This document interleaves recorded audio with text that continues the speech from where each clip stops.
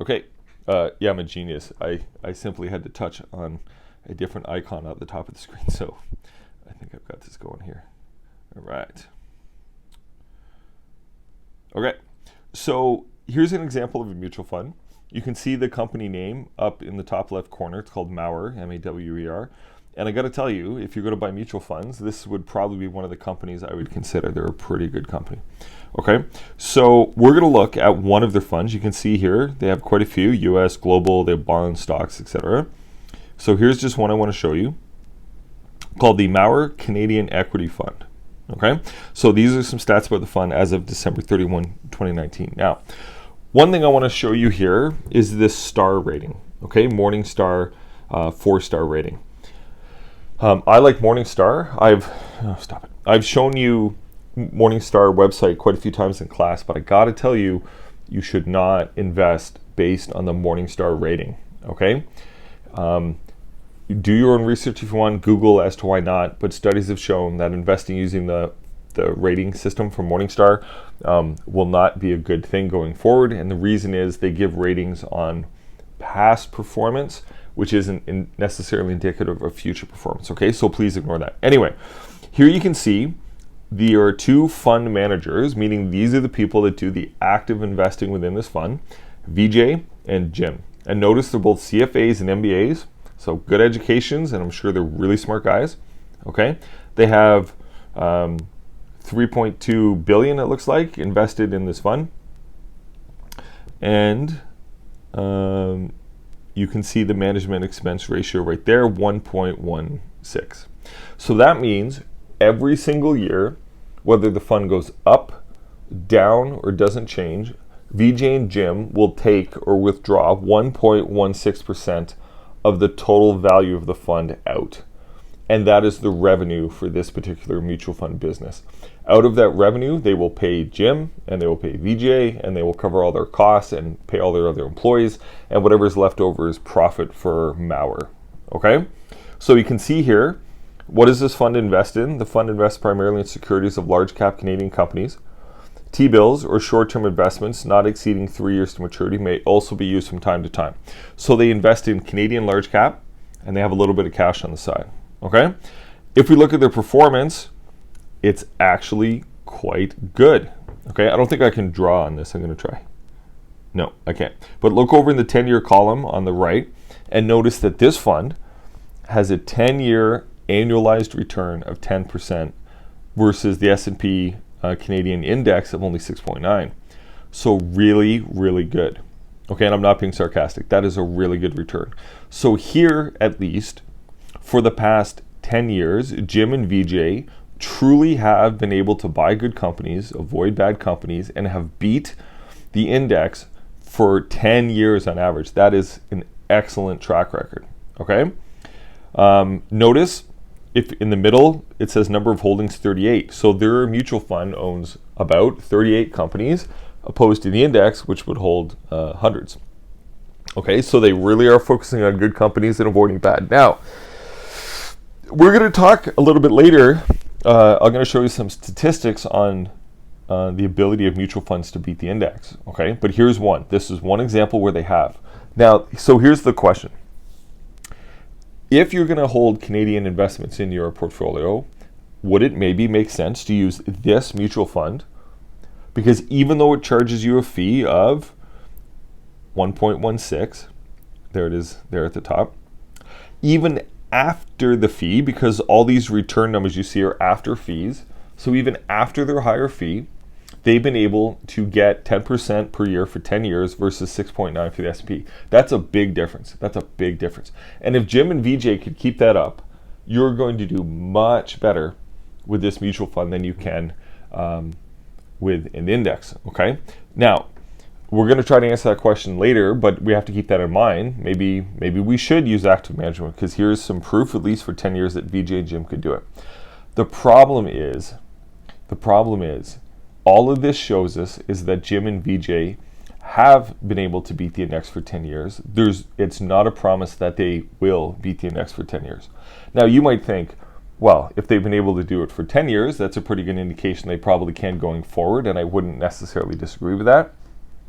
But what if Jim leaves and Jim was the smart one? Or what if VJ leaves and he was the smart one, say one of them retired or something, and they got in a new manager that wasn't as good? Or what if Jim and VJ just had a really good lucky streak for 10 years and the next 10 years are going to be terrible? Okay, so that's the question we have to ask ourselves, and I'll show you some research later on. All right, let me bring this back up. Okay, so that was one. Here's another one. This is a mutual fund company called Dimensional. And again, there's so many mutual fund companies because there's so many mutual funds out there. So this is Dimensional. So here's a fund you could buy. It's a US core equity fund. Okay? So they have 2.4 billion of net assets that they're investing. So if we go down here a little bit, we can see their annualized return. If you look on the left under the portfolio column, 10 years, 13.41. Benchmark, 15.2. Okay, so whoever's running this one, they've done okay. I mean, 13.41 per year for 10 years is pretty darn good, but we could have had 15.2 for just investing in the index. Okay, so here's one of the ones where the active management didn't work. Okay, now I'm going to try to find their fees. Their fees are only 0.27. That's kind of amazing. That's one of the lowest active management fees I've ever seen in my life. But even though their fees are really small, they still weren't able to beat the index. Okay, so so there's another example. Let's look at one more. I love this one. Manulife, you've heard of them. They're a Canadian insurance company. They sell mutual funds, and they have this one in particular called the Manulife Global Small Cap, I think it's Advantage is what it's called. So if we can just get this to load. Okay, so if we look here, if you can look, sorry I can't draw, but look in the middle, it says MER 2.45. Wow, 2.45. So these guys take 2.45% out of the fund every single year, no matter what. That is a big fee. Okay, that is a big fee. And that's pretty typical of insurance companies, which is why we do not buy mutual funds from insurance companies, because the fees are the worst. Okay, now, how have they been doing? Well, if you look under the 10-year, 12.47%, they claim that their index is either 7.3 or 4.17. This is what Morningstar says. So they are crushing their index. Okay, now, this is, again, which one is this? Global small cap. So it's international small cap. So they, if you look on this chart, the blue line is the fund and the red line is the index. So they have been smashing their index, just smashing it. And again, even after that really high fee, who's ever running this fund, at least historically for the last 10 years, has done a really, really good job. Okay? Now, one more thing I want to show you on this page before we go back to the slides. Can you look sort of middle at the bottom? There's a statistic here called turnover. It says turnover 33%. That's an important term we need to learn about mutual funds. Turnover means what percentage of the portfolio gets sold every year. So this one's 33%. So they sell about 1/3 of all the stocks they own in a given year and buy different stocks. Okay, turnover. So if the turnover is 100%, they're basically selling everything and buying new stuff every single year. Okay, so that's how that works, and we'll talk about that again in a minute. All right. Now, if you're going to invest in mutual funds, and some of you may have seen two examples there, and you think, and particularly that global one, you might think, wow, I might be willing to take a chance on active management because for that Manulife Global one, even though the fees are high, they've done really, really well, and I'm going to hope that they continue to do really well, so I'm going to buy that. So if you're going to use mutual funds, I cannot stress how important it is to never, ever buy a mutual fund outside of your RSP or outside of your TFSA. Okay? Or another way to say that is, if you are going to buy mutual funds, put them in your RSP or put them in your TFSA. And the reason is the tax disadvantages with mutual funds are really high. Okay? So you can see my big title here. Mutual funds are not tax efficient. So if you can shelter them from tax in your RSP and TFSA, okay. But if you have money you're investing outside your RSP and TFSA, which many of you will someday, do not use mutual funds, okay? And here's why. Mutual funds, again, being a trust, are not recognized as a taxable entity, which is just a way of saying mutual funds don't pay taxes. They don't file tax returns, okay? They're not recognized as a taxpayer. So all of the income that they earn, interest, dividends, and capital gains by buying and selling, must be paid by somebody. The tax on that income must be paid by somebody, and that somebody is you. That somebody is the unit holders. So what they will do is pass on the tax burden to the unit holders. So if you owned, for example, 1% of all the units of a mutual fund, they will send you a T3 slip, and you will have to pay tax on 1% of all the interest earned, 1% of all the capital gains generated, and 1% of all the dividends generated as well. And you would file that on your personal tax return, okay? So if you hold these things outside of your TFSA and RSP, you will be paying tax on the income every single year, okay? Now, some of these mutual funds have big, what we call capital gains distributions, which is just a fancy way of telling you how much you have to pay tax on. So every year at the end of the year, mutual funds announce, they add up and they say, wow, we've had, like $50 million in capital gains this year. We've had a great year, and Merry Christmas to you. Here's your share. Go ahead and pay tax on it. But the funny thing is, the mutual funds don't actually give you the cash from the capital gains. They keep the cash in the fund, right? Because you want the money to stay in the fund so it can be reinvested to buy more shares, and Jim and VJ can make you more money. So what you do is you get a huge tax bill, but you don't get any money. So you have to find the money out of your own pocket to pay for these taxes because the mutual funds don't distribute that cash. Okay, so really not good from a tax standpoint. All right. Mutual funds often have a higher turnover. There's that term again. The one we saw had a 33%. I'd say that's on the lower side. Some of them can be much higher. And the reason they turn over their portfolios a lot is because they're always, again, trying to buy the good companies and sell the bad companies. So they're often shifting around. They're like, get rid of that company, buy some of this, get rid of that one, buy some of this. They're always moving the money around. And if you remember this concept, every time you want to redeem your units, they have to send you cash. And if they don't have enough cash in the mutual fund to pay for all the redemptions, they have to sell some of the stocks that they hold in the mutual fund to generate the cash. And when they sell stock, that creates a capital gain. So mutual funds are notorious for generating lots of capital gains, which again, you have to pay tax on. Okay, so not good from a tax standpoint. If you want to really see how bad this capital gains thing can work, here's an article for you to read. I'm not going to do it as part of the lesson today, but knock yourself out. Okay? All right, so those are mutual funds. So what do we not like about mutual funds? The fees are quite high. There can be loads. We haven't yet discussed if active management is a good thing or not, but we'll come back to that. Plus, they're really bad from a tax standpoint. Okay, so high fees, maybe loads, active management, and not good from a tax standpoint. Okay, so those are the sort of the key concepts in mutual funds. Now, I'm not trying to knock mutual funds that much because there was a point in time when mutual funds were the greatest invention ever in investing. If I was teaching this class 30, 40 years ago when mutual funds first came out, all we'd be talking about is how mutual funds are the most amazing things in the world because they do have a lot going for them. I mean, lay people can put money in, professionals manage it for you, and you make profits, hopefully. I mean, it's incredible. Before mutual funds, everybody just had to pick individual stocks. And of course, we don't have the skills to do that. So when mutual funds came around, they were an amazing invention. Okay, but in the last couple of decades, exchange-traded funds, in my opinion, have replaced mutual funds. They're the new and improved mutual fund. Okay, so now let's explore these.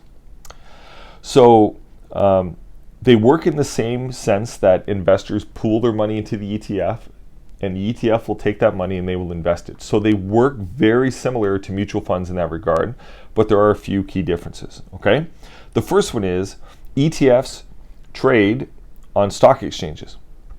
Okay, that's where the term comes from, exchange traded. So you will trade shares in ETFs on the Toronto Stock Exchange, the New York Stock Exchange, etc.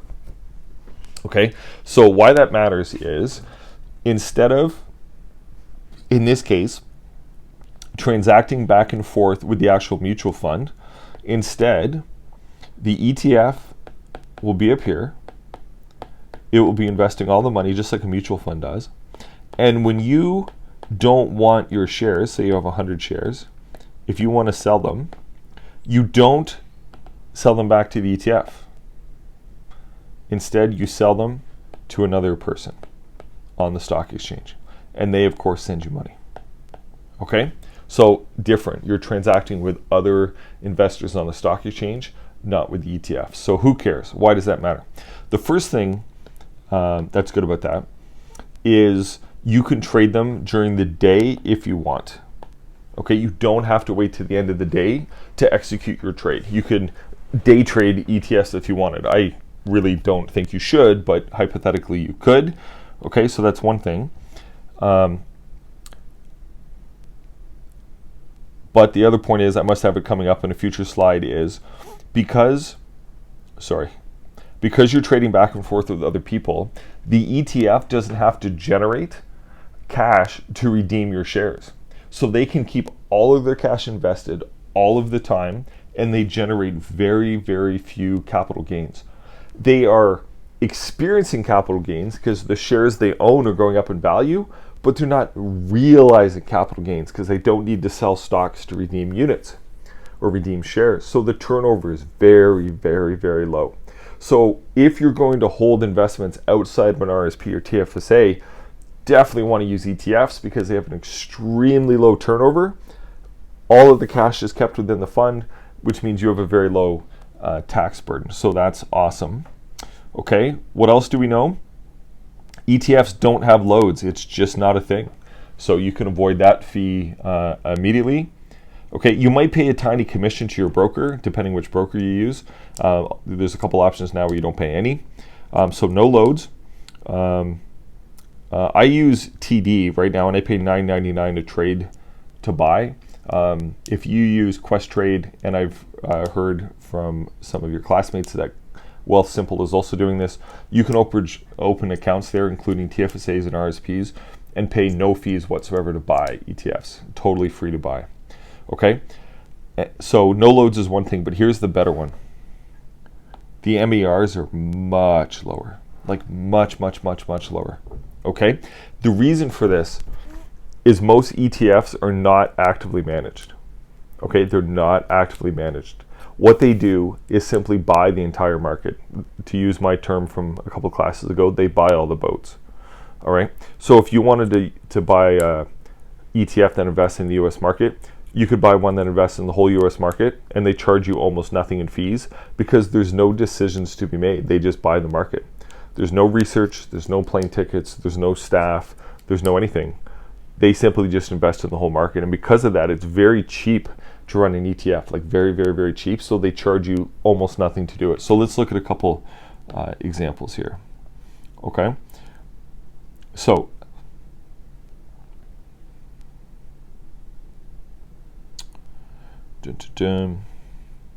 here is BlackRock is the biggest ETF company in the world right now, I believe.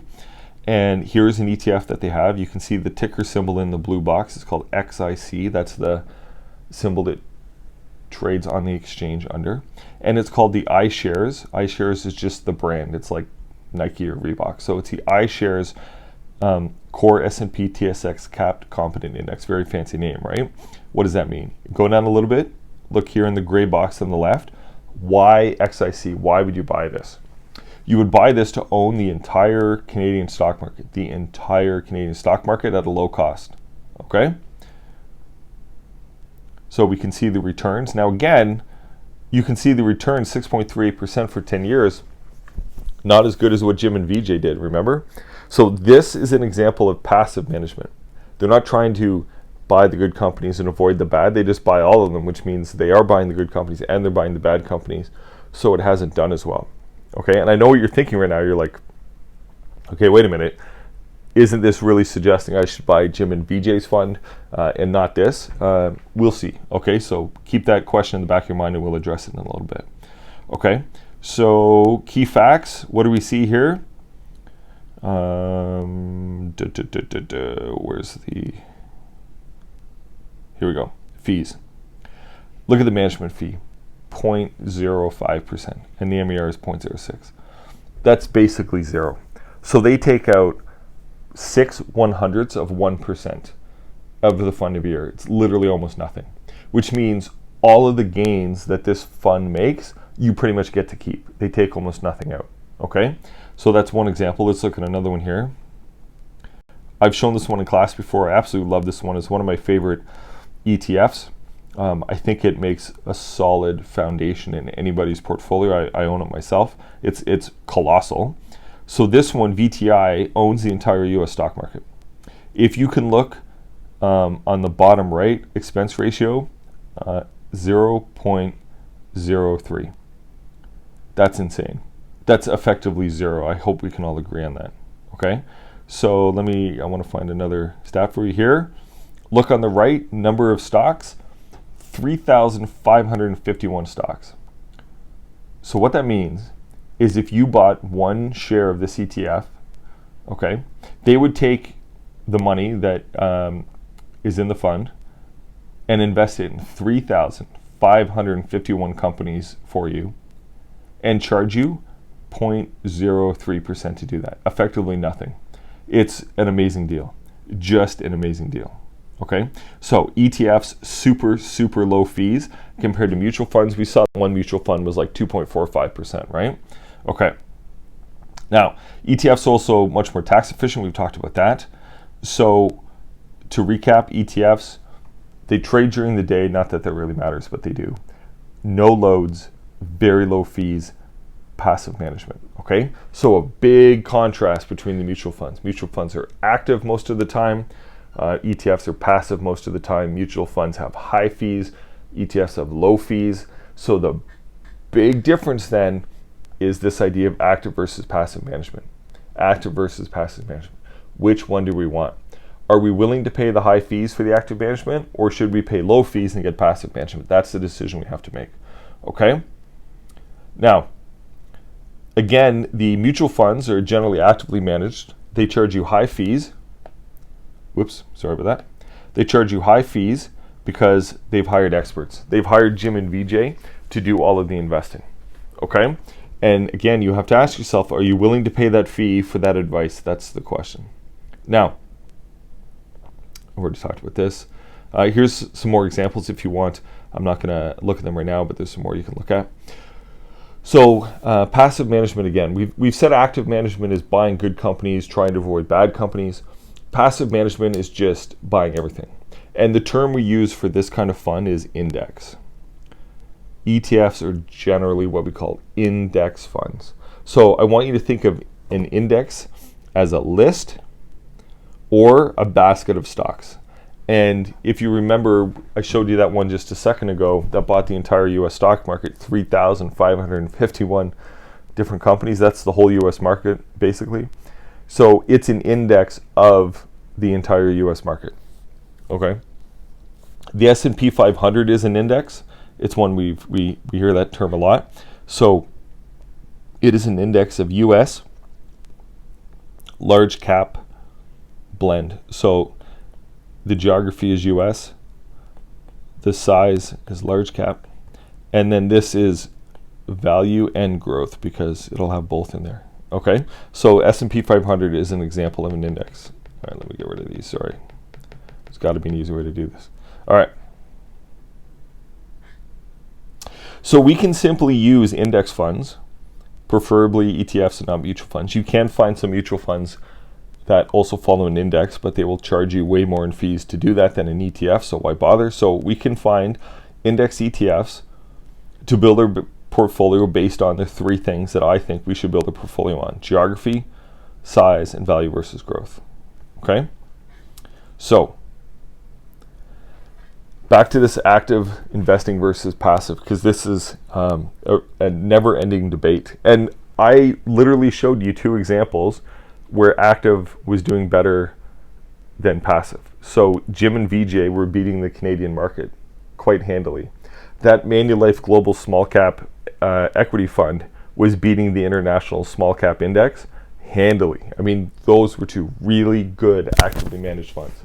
Now, I want to be crystal clear. I'm not telling anybody here to buy those. You can if you want, but all we can know is the past was good. We have no assurance that the future will be. So buy them at your own risk if you're going to, okay? My viewpoint on investing is we're not going to try to beat the market. We're just going to buy it. So buying the market means indexes. Let's just buy the market and we'll get market rates. I'm not going to try to beat it, meaning I'm not going to try to find the actively managed mutual funds that I think are going to beat the market. Okay, and now I have to back that up because I showed you two examples where we would have been way better off buying actively managed funds. That's Jim and VJ again, and that Manulife fund. Why won't I buy those? Even today, I can see the evidence that they were better over the last 10 years than the index. Why am I not going to buy them? Okay. The question we need to explore is, if we're going to pay more in fees, do we get the performance? For the last 10 years for Jim and VJ, yes, we did. For the last 10 years for that Manulife global index or small cap mutual fund, sorry, yes, we did. We paid more in fees, but we got the performance. They did well. Okay. If I'm going to choose to pay higher fees, am I going to get higher returns to make it worth it? Now, before we jump into the research, let's take a look at why these MARs matter so much. Okay, we saw an example where VTI charged 0.03, ostensibly nothing, to buy the whole U.S. market, and we saw that Manulife mutual fund account that charged 2.45. Okay, so let's first just explore why fees matter. So we're going to pull up our trusty. This may be hard to do on the iPad, but I'm going to try here. We're going to pull up our trusty calculator here that I use all the time. So we're going to look at age 21 to 65. We're going to start with nothing, and we're going to put $500 a month into our TFSA, which would put us at $6,000 a year, right? And here we're going to look at,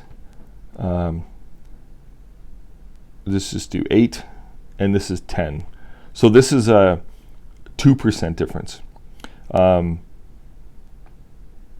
We could look at a wider difference, because if we compared VTI at 0.03 versus the Manulife at 2.45, it's more than a 2% difference.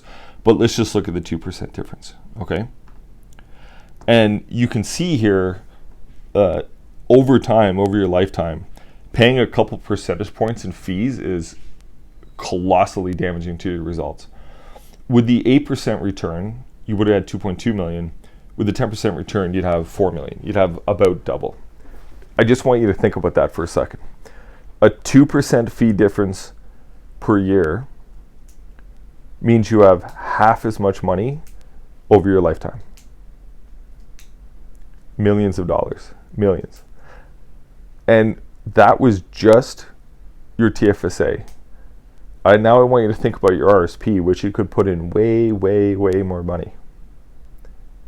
These fees can chew into your results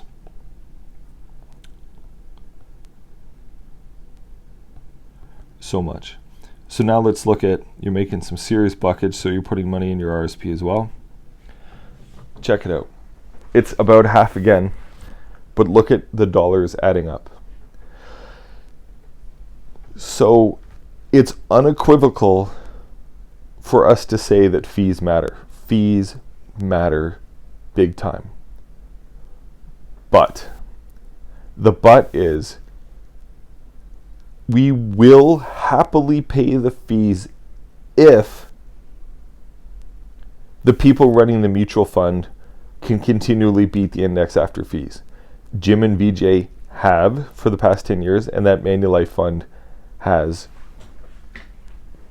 for the last 10 years as well, right? So to give them their due, let's go back to just putting 500 a month into our TFSA, and we could use the Canadian index return of about 6.8, whatever it was. Jim and VJ, I think we're right around 10, something like that. If you find an actively managed fund that is going to consistently crush the index over your lifetime, you're going to get even richer still. Okay? So fees matter big time. But if you can find active management that does so much better than the index, you're going to be even that much better ahead. So this is a huge decision. This is a huge decision. Now, I invest in indexes, and I pay as little as a fee as possible. I don't have any active management, and I am basically saying that I'm happy to take market returns. Some of you may want to buy funds like Jim and VJ's and that Manulife one and try to beat the index. Okay? That's the decision you have to make. So fees matter big time. Okay, so here's an example. Let's say we're going to invest in the S&P 500. In the white column, the average return is 9.8. You could buy an index ETF with very, very low fees, which means you get to keep most of the return. If you found an amazing large cap mutual fund, say run by somebody like Jim and VJ, and they're just buying the good companies in the S&P and they don't buy the bad companies, and they do a really good job, they could make 13% a year, just for example. And even if they charge you a fee of 2, you still net 11, which means you're doing better than the index. And over time, use the calculator again, that'll add up to a whole bunch of money. But what if you buy a bad large cap US mutual fund? So Jim and VJ are trying to buy the good companies and avoid the bad companies, but they don't do a good job. So they make 10.5%, which is still better than the index, but after fees, you only net 8.5, and now you're way worse off. And this slide here shows you the dilemma of active management. You don't know if you got a good fund in the green box or a bad fund in the red box until it's too late. You won't know if you got a good one or a bad one until it's too late. And what do I mean by that? How long would you give somebody like Jim and VJ to prove that they can beat the index? If you're only going to give them 1 year, don't even try, because nobody can do it every single year. Are you going to give them 5 years? Are you going to give them 10 years? Because what we're looking for is that they have to beat it on average over time, right? And it may take them 10 years for their stock picks to really pay off. How long are you going to give them? So what if you say, I really believe in Jim and VJ. I'm going to give them 10 years. And at the end of 10 years, you find out you're in the red box and not in the green box. The problem now is you can never get those 10 years back. And the time is gone. And that's, in my opinion, the biggest risk with active management. How long are you going to give them? And if you pick wrong and they don't do a good job, you can never get that time back. Okay? So, can professional managers like Jim and VJ consistently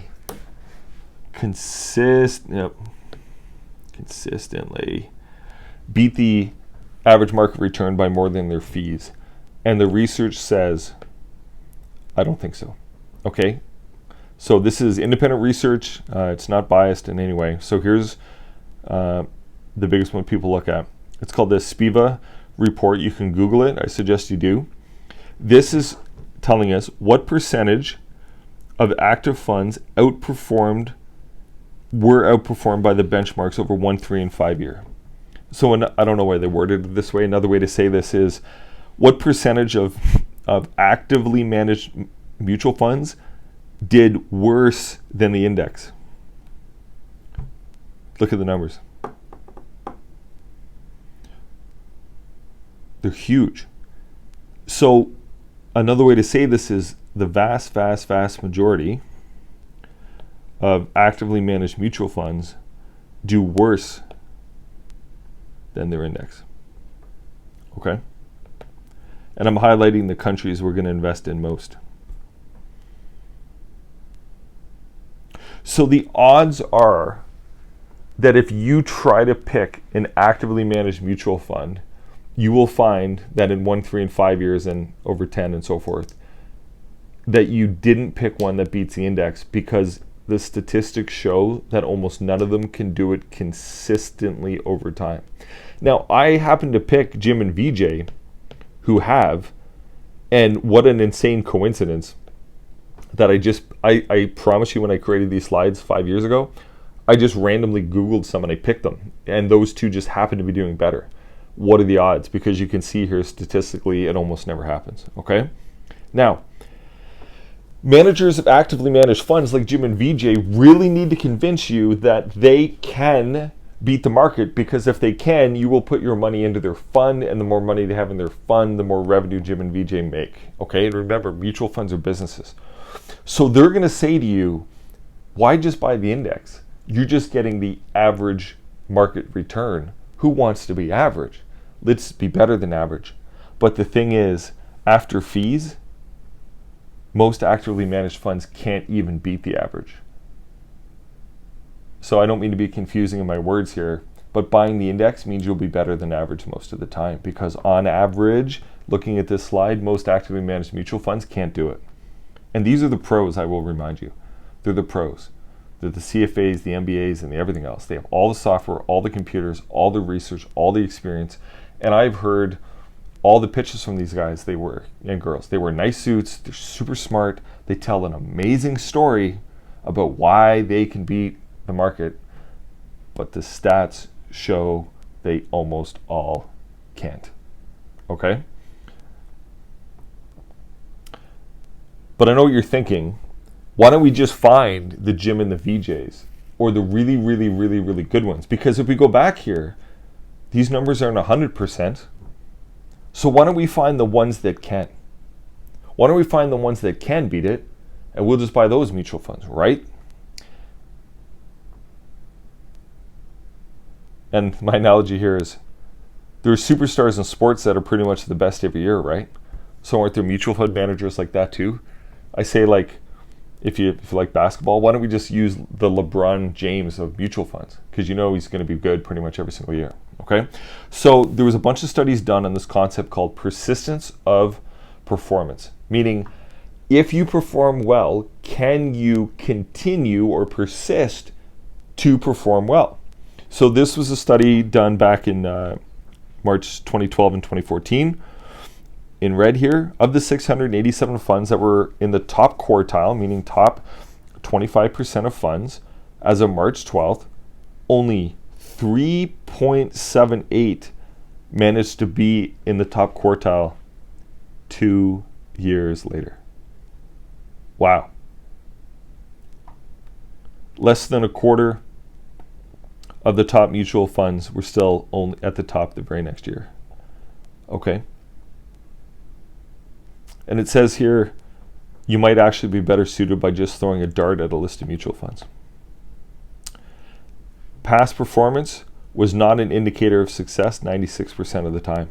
So even though I just randomly found Jim and VJ in that Manulife account that seemed to have done great over 10 years, this stats show that the likelihood of those guys keeping that up is like literally almost zero. Maybe they will. Okay, another one, the S&P Standard & Poor's, right, does the thing they call a persistence scorecard. Okay, the survey is conducted twice a year. You can Google it. The March 29 study continues to show that the persistence of performance is difficult to achieve over the long run. One part of the study measured actively managed mutual funds and their ability to continue their good performance at a 10-year period. Okay, there's a link there, you can see it. So here's the results. Okay, now there's a lot of data here, and I can't point at it in class, so just try to follow with me. They said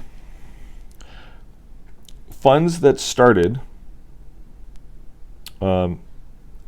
this is how many funds we're reviewing, 498, starting at March 20th, 2014.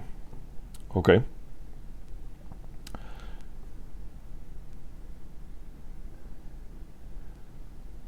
So what percentage of funds were in the first quartile? 16.06 to begin with. First quartile again being top 25%. Okay.